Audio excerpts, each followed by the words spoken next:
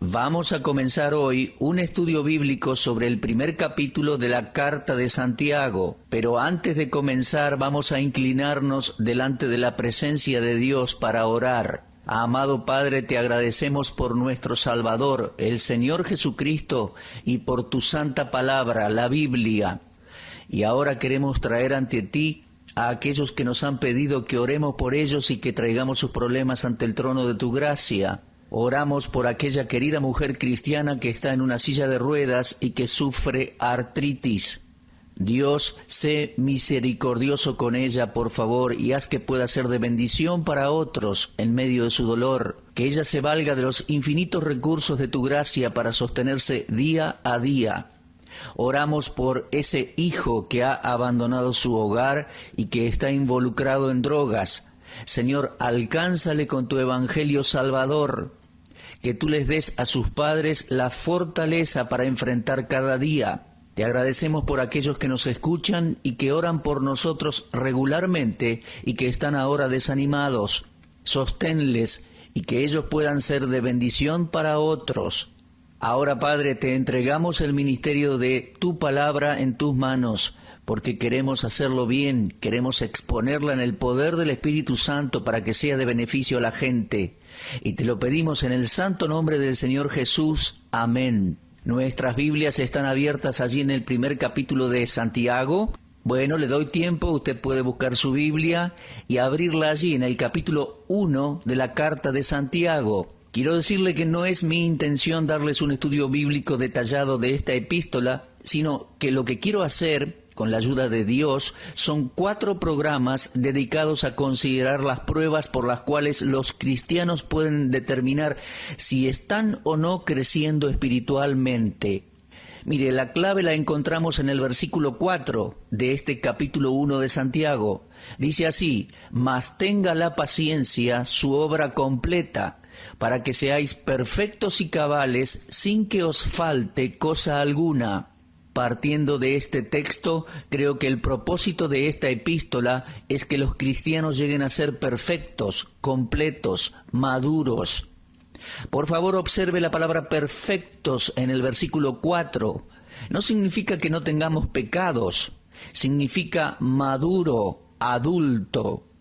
Y la palabra cabales significa completos. Lo que Dios quiere es que sus hijos sean cristianos completos.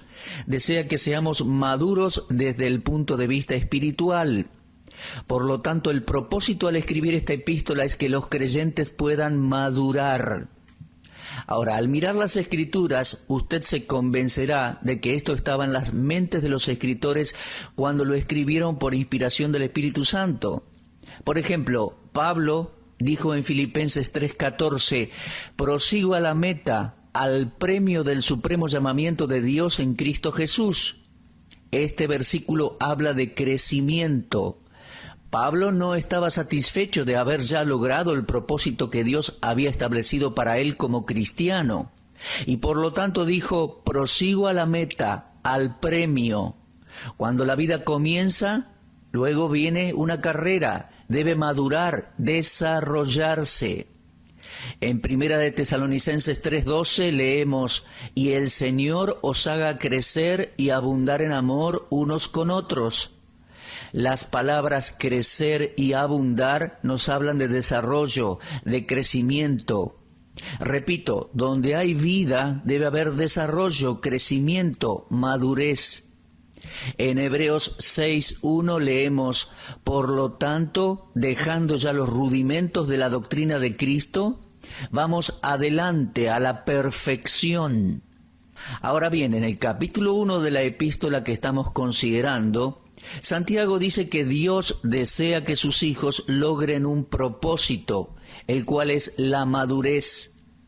Recordemos que la palabra perfectos no significa sin pecado, significa alcanzar un propósito, llegar a un fin satisfactorio. En Santiago el propósito es crecer o madurar, y este debe ser el propósito de cada hijo de Dios. Quizá alguien diga, yo tengo 25 años de experiencia en la vida cristiana. Tenga cuidado, tal vez lo que usted quiera decir es que ha tenido un año de vida cristiana repetido 25 veces. Lo trágico en la Iglesia de Cristo hoy es que los cristianos son víctimas de desarrollo limitado, o sencillamente nunca crecieron, nunca maduraron. Hay cristianos que hace años que son salvos, pero que todavía están en sus primeros pasos espirituales. En realidad nunca crecieron. Ahora, obviamente, existe una etapa legítima de recién nacido. Cuando Pablo escribió a los Corintios en su primera epístola, capítulo 3, versículo 1, él dijo: de manera que yo, hermanos, no pude hablaros como a espirituales, sino como a carnales, como a niños en Cristo. Esta no era una etapa legítima de recién nacido. Ellos eran cristianos carnales. Deberían haber madurado, pero no lo habían hecho. Por lo cual Pablo les dice que son carnales. En realidad les estaba diciendo que ellos eran responsables por no haber crecido en el Señor. Pero hay una etapa legítima de recién nacidos, le decía. Leemos en 1 de Pedro 2:2, desead como niños recién nacidos la leche espiritual no adulterada para que por ella crezcáis. Amigo mío, usted que está escuchando este programa, si usted fue salvo hace poco, entonces es un niño legítimo. Entonces es un bebé en la fe legítimamente. A esta etapa Dios le llama niños recién nacidos. Pero usted no puede ser siempre un bebé espiritual en su vida cristiana. Dios desea que usted y yo crezcamos, y por lo tanto vamos a desear la leche espiritual no adulterada para que crezcamos. Ahora, preguntémonos a nosotros mismos, ¿estoy creciendo? ¿Estoy madurando espiritualmente? En Santiago capítulo 1 encontramos 4 pruebas por las cuales un cristiano puede escudriñar su propio corazón a la luz de la palabra de Dios y descubrir por sí mismo si está o no creciendo en la gracia, en el conocimiento de nuestro Señor y Salvador Jesucristo. En 2 de Pedro 3:18 leemos: antes bien, creced en la gracia y en el conocimiento de nuestro Señor y Salvador Jesucristo. ¿Estoy creciendo? ¿Estoy avanzando a la madurez? ¿Estoy prosiguiendo a la meta, al premio del supremo llamamiento de Dios en Cristo? ¿Estoy añadiendo virtudes a mi fe? Esto es lo que la Biblia nos enseña que debemos hacer. Vamos a poner las cosas en orden y en forma de preguntas. Número 1. ¿Cómo reacciono ante las pruebas? Según Santiago 1, del 1 al 12. ¿Cómo resisto la tentación? Según Santiago 1, 13 al 17. Número 3. ¿Cómo respondo a la verdad? Según Santiago 1, 18 al 25. Y número 4. ¿Cómo refreno mi lengua? Según Santiago 1, 26. Repito, ¿cómo reacciono ante las pruebas? Número 1. Número 2, ¿cómo resisto la tentación? Número 3, ¿cómo respondo a la verdad de Dios? Y número 4, ¿cómo refreno mi lengua? Ahora, en primer lugar, consideremos las pruebas. El versículo 3 dice: sabiendo que la prueba de vuestra fe produce paciencia. Cuando Santiago habla de la tentación en estos primeros 12 versículos del capítulo 1, no está hablando de una tentación del diablo, sino que se refiere a las pruebas. En el versículo 2 dice: tened por sumo gozo cuando os halléis en diversas pruebas. Pero si observamos el versículo 3 dice: sabiendo esto, que la prueba de vuestra fe. Por lo tanto, la palabra prueba en los versículos 1 al 12, no es una tentación a hacer lo malo, sino que se refiere a una prueba. Por lo tanto, están relacionadas con la primera pregunta que nos hicimos recién. ¿Cómo reacciono ante las pruebas?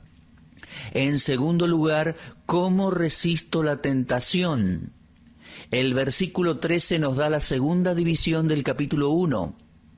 La palabra tentación aquí es una tentación que viene del diablo. Esta vez sí. Cuando alguno es tentado, no diga que es tentado por parte de Dios, porque Dios no puede ser tentado por el mal, ni Él tienta a nadie, sino que cada uno es tentado cuando de su propia concupiscencia es atraído y seducido. Nos dice Santiago en el capítulo 1, versículos 13 y 14. La tercera prueba tiene que ver con la verdad y está en el versículo 18. Él, de su voluntad, nos hizo nacer por la palabra de verdad, Ahora, ¿cómo yo respondo a la palabra de verdad? ¿Me rebelo contra ella? ¿Me disgusta el predicador que enseña la verdad a los hombres? ¿Cómo reacciono y respondo a la verdad de la santa palabra de Dios? Y la cuarta prueba está en el versículo 26. Si alguno se cree religioso entre vosotros y no refrena su lengua, sino que engaña su corazón, la religión del tal es vana. ¿Refreno yo mi lengua? Vamos de nuevo. Prueba número 1. ¿Cómo reacciono ante mis pruebas? Santiago 1:1 en adelante. Y leo así: Santiago, siervo de Dios y del Señor Jesucristo, a las 12 tribus que están en la dispersión, salud. Hermanos míos, tened por sumo gozo cuando os halléis en diversas pruebas, o diferentes clases de pruebas, sabiendo que la prueba de vuestra fe produce paciencia, mas tenga la paciencia su obra completa, para que seáis perfectos y cabales, sin que os falte cosa alguna. Y si alguno de vosotros tiene falta de sabiduría, pídala a Dios, el cual da a todos abundantemente y sin reproche, y le será dada. Por favor, examine estos versículos y considere la primera prueba para sí mismo. ¿Estoy creciendo como cristiano o permanezco inmaduro espiritualmente? Ahora, ¿cuál es la razón de la prueba? La respuesta está en el versículo 3. Sabiendo esto, que la prueba de vuestra fe produce paciencia. ¿Hay alguien que piense que no necesita paciencia? Hebreos 10:36 dice que es necesaria la paciencia. Cada creyente necesita paciencia. ¿Y cuál es el propósito de la prueba? Producir paciencia en el Hijo de Dios. Sabiendo esto, dice Romanos 5:3, que la prueba de vuestra fe produce paciencia. También podríamos leerlo de esta manera: la tribulación produce paciencia. Vemos que la paciencia perfecciona el carácter cristiano, y si permanecemos en la prueba, es entonces que nuestra vida cristiana es fortalecida y crecemos. Maduramos hasta alcanzar el propósito deseado por Dios para nosotros. El propósito de la prueba es producir paciencia. Observemos en segundo lugar la reacción ante la prueba. Si la razón de la prueba es producir paciencia, la reacción ante la prueba entonces debe ser recibida con agrado. En versículo 2 leemos: Hermanos míos, tened por sumo gozo cuando os halléis en diversas pruebas. Y la palabra diversas significa de variadas clases o tipos de pruebas. ¿Cuál es su reacción cuando las cosas no son como usted deseaba? ¿Cuál es su reacción cuando la prueba llega a su familia o la muerte se lleva a alguien amado? ¿O cuando está pasando por pobreza? Quizás usted perdió su trabajo y ya no tiene su fuente de ingresos, o cuando las cosas simplemente no marchan bien. ¿Cuál es su primera reacción? No la segunda. ¿Cómo reacciona inmediatamente cuando las cosas comienzan a ir mal? Santiago dice: Hermanos míos, tened por sumo gozo cuando os halléis en diversas pruebas. Creo que los cristianos necesitamos evaluarnos a nosotros mismos. ¿Cuál es nuestra primera reacción en nuestro hogar cuando las cosas no van bien?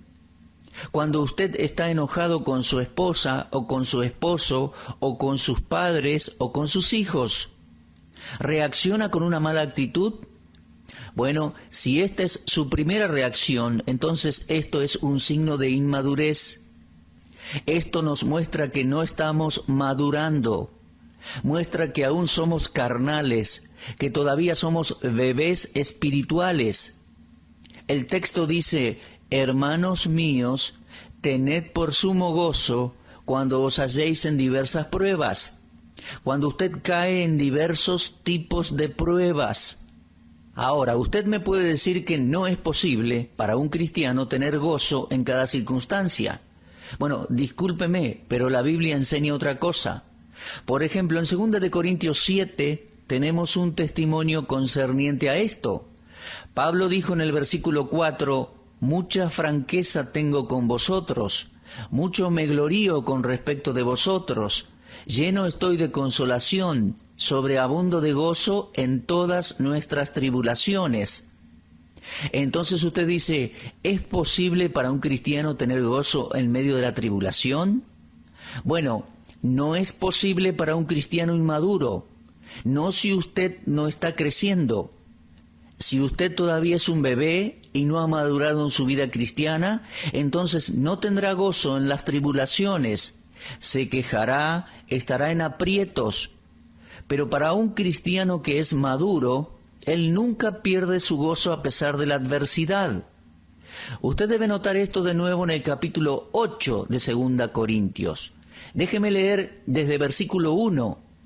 Asimismo, hermanos, os hacemos saber la gracia de Dios que se ha dado a las iglesias de Macedonia, que en grande prueba de tribulación, la abundancia de su gozo, etcétera, etcétera. ¿Lo notó? Ahora, alguien que lea esto diría, ¿cómo puede ser que un cristiano tenga gozo abundante en medio de una gran aflicción? Bueno, solo si ese cristiano madura y crece para alcanzar aquello que Dios tiene preparado para él en su vida cristiana. Si usted es inmaduro, si todavía es un bebé grande, entonces no puede regocijarse. Llorará, se quejará, estará en falta. Pero el Hijo de Dios que está creciendo en gracia y madurando en su vida cristiana, se regocijará a pesar de las pruebas. Mientras estamos en 2 Corintios, podemos leer el capítulo 12, versículo 9.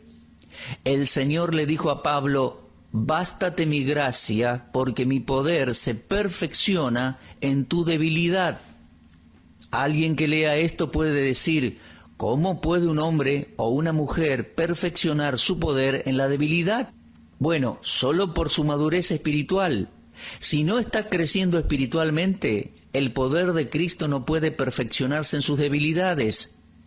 Es de niños quejarse y llorar ante la menor provocación. Esta es la forma en que los niños pequeños se comportan. Y es por esto que Pablo dijo a los cristianos en Corinto que ellos eran carnales, eran bebés en Cristo, porque no tenían madurez, porque no habían crecido. Su primera reacción era de niños, era una reacción inmadura. Ahora, Santiago dice, acepta la prueba, determine si usted está creciendo o no, como lo debería estar haciendo. Hermanos míos, dice, tened por sumo gozo cuando se encuentren en diversas pruebas, sabiendo que la prueba de vuestra fe produce paciencia. Mire, hay una razón para la prueba. Alguien puede decir, usted no conoce mi situación. Bueno, la Biblia nos dice que nos regocijemos en nuestras circunstancias. Filipenses 4:4 dice, regocijaos en el Señor siempre. Y otra vez se los digo, regocijaos. Pero quede claro, no somos llamados a regocijarnos en nuestras circunstancias en sí. Nuestro gozo es en el Señor, en medio de las circunstancias. Y al crecer en el Señor, nos volvemos maduros espiritualmente. Y entonces no seremos ahogados por las circunstancias. Las pruebas son muy reales y pueden generar en nosotros una genuina tristeza. Pero a pesar de la tristeza, el Hijo de Dios que está creciendo espiritualmente y en su relación con el Señor, nunca pierde su gozo. Regocijaos en el Señor siempre. Eso significa, bajo toda circunstancia, regocíjense en el Señor siempre. Y se lo dice de nuevo, regocíjense. Hace algunos años atrás, el doctor Lehmann Strauss tuvo el feliz privilegio de estar involucrado en el Ministerio de Enseñanza Bíblica allá en el Oriente Lejano. Tenía aproximadamente 90 compromisos para hablar en Japón, Corea e Islas Filipinas. Antes de llegar a Tokio, Japón, tuve un accidente en el que me quebré una pierna. Me dolía, pero yo no me había dado cuenta de que estaba quebrado. Por lo que al llegar a Tokio me llevaron a un hospital y allí me enteré que me había quebrado la pierna. Y entonces necesitaba un yeso. Por lo tanto tuve que viajar por un largo tiempo con mi pierna enyesada. Y el yeso era muy pesado, de eso hace muchos años, aquellos yesos antiguos. Bueno, viajé con mucha incomodidad por algunas semanas y antes de partir de Japón para regresar, tenía que ir al hospital para que me sacaran el yeso. El doctor tomó una sierra eléctrica y cortó el yeso. Luego lo abrió y suavemente sacó mi pierna del yeso. Cuando esto sucedió, di un suspiro de alivio y dije, bueno, realmente es bueno librarme de esta cosa. El misionero que me había llevado al hospital estaba sentado a mi lado. Se acercó a mí y gentilmente me dijo, hermano, Santiago 1:2 dice, hermanos míos, tened por sumo gozo cuando os halléis en diversas pruebas, es decir, no cuando estamos saliendo de ellas. Bueno, me sentí avergonzado. No fui el cristiano maduro que debería haber sido en el momento preciso. No me regocijé al caminar con el yeso, sino cuando me lo sacaron. Y el yeso realmente marcó una diferencia, ¿eh? La incomodidad de arrastrar aquel yeso por todo Oriente. Y eso no fue lo único molesto que me sucedió. Hubo un problema con los asientos del avión. Yo necesitaba 3 asientos en cada avión. Y además era difícil mantener mi cuerpo limpio porque no podía tomar un buen baño completo. Y todas estas cosas fueron añadiendo a mi incomodidad y a mi descontento y permití que me dominaran en algún momento. Y necesité de aquel querido misionero que él me recordara lo que dice Santiago 1:2. Tened por sumo gozo cuando os halléis en diversas pruebas. Por lo tanto, vemos que el propósito del libro de Santiago es que los cristianos maduremos, que crezcamos espiritualmente. ¿Está usted evaluándose en este aspecto de su vida? ¿Está usted madurando? Entonces tenemos que el propósito de la prueba, según el versículo 3, es paciencia. Si estamos creciendo, la reacción a la prueba será recibirla con gozo. Ahora, quiero que observe el versículo 5. Allí tenemos el recurso durante la prueba. ¿Qué hago cuando en mi vida llegan las pruebas? Bien, por supuesto, si soy inmaduro me quejaré. Culparé a todos y a todo por la situación. Pero si estoy madurando, de inmediato reaccionaré de acuerdo al versículo 5. Si alguno tiene falta de sabiduría, pídala a Dios. Así vemos que la razón de la prueba es paciencia, la reacción a la prueba debe ser gozo y el recurso durante la prueba es la oración. Aquí vemos, queridos amigos, que necesitamos sabiduría cuando estamos pasando por las aguas profundas de la prueba, más que en cualquier otro tiempo. Es entonces que necesitamos la sabiduría de Dios. Y si nos volvemos a Dios en oración, esto indica que estamos madurando. ¿Qué hace usted cuando vienen las pruebas? ¿Comienza a llorar, quejarse a su familia, o con los vecinos, o con el pastor? ¿Cuál es su primer recurso en el tiempo de la prueba? El cristiano maduro instintiva e intuitivamente irá a Dios en oración. Lo leo de nuevo. Si alguno de vosotros tiene falta de sabiduría, pídala a Dios, el cual da a todos abundantemente y sin reproche, y le será dada. Finalmente, la recompensa viene después de la prueba. Tenemos la razón de la prueba, la paciencia. La reacción a la prueba, el gozo. El recurso durante la prueba, la oración. Y ahora tenemos la recompensa, pero la recompensa llega después de la prueba. Lo leemos en el versículo 12. Bienaventurado el varón que soporta la tentación, porque cuando haya resistido la prueba, recibirá la corona de vida que Dios ha prometido a los que le aman. Ahora, ¿cuál es esa corona de vida? Leamos por favor 1 de Pedro 1:7. Dice, para que sometida a prueba vuestra fe, mucho más preciosa que el oro, el cual, aunque perecedero se prueba con fuego, sea hallada en alabanza, gloria y honra cuando sea manifestado Jesucristo. Entonces, la recompensa viene después de la prueba, y es la alabanza que viene del mismo Dios. Oh, mi amigo cristiano, ¿cuál es su reacción ante las pruebas de la vida? ¿Sabe? Esta es la prueba número 1. que nos dice si estamos madurando en las cosas de Dios. En nuestro próximo programa vamos a ver la prueba número 2. Pero antes de terminar, vamos a hablar con Dios y pidámosle que siga obrando con su palabra en nuestras vidas. Amado Padre, sella estas verdades en los corazones de todos nosotros, de todos los que las han escuchado, y te pedimos que ayudes a los cristianos que están pasando por las aguas profundas de la prueba en este tiempo. Y si alguno de ellos no está madurando como debiera, Dios, ayúdales con tu palabra a crecer en gracia. Desde ya, al responder esta oración, te lo agradecemos mucho. Oramos en el precioso nombre de Jesucristo. Amén.